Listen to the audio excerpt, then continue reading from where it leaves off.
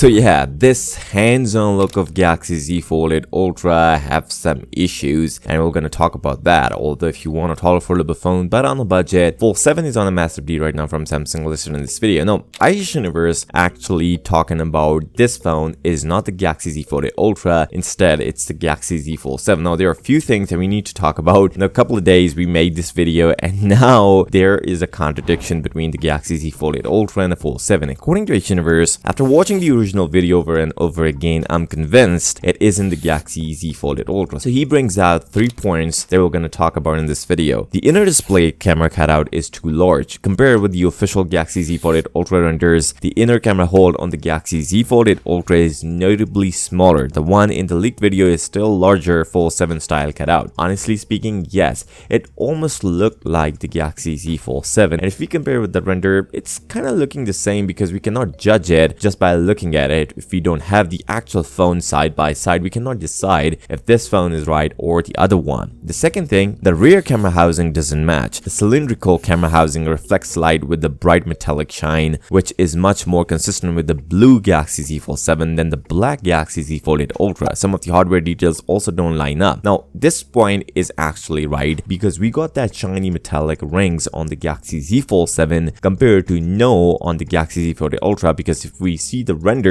there is no shine on the Galaxy Z Fold Ultra compared to the Galaxy Z Fold 7. The third thing he said, which is probably one of the most important thing and probably one of the most effective way to decide if this is a Fold 7 or a Fold 8 Ultra, the inner display is still highly reflective. The device in the video shows obvious screen reflections. However, the Galaxy Z Fold Ultra is the first fold to feature an anti-reflective inner display film. Anyone familiar with the Samsung foldables should immediately notice that reflection doesn't look like this. Based on these 3 points, I'm confident the device in this video is a blue Galaxy Z Fold 7, not the Galaxy Z Fold Ultra. So this means it's a Fold 7 and not the Fold Ultra. But what about the crease that we all talking about? Maybe this is just a brand new Galaxy Z Fold 7 because he didn't fold the phone. That is the reason we are not going to see any crease on the Galaxy Z Fold 7 in this video. But he once folded the phone. One fold doesn't show us the crease. We are not sure about that. But I should never said it's not the Galaxy Z Fold Ultra, although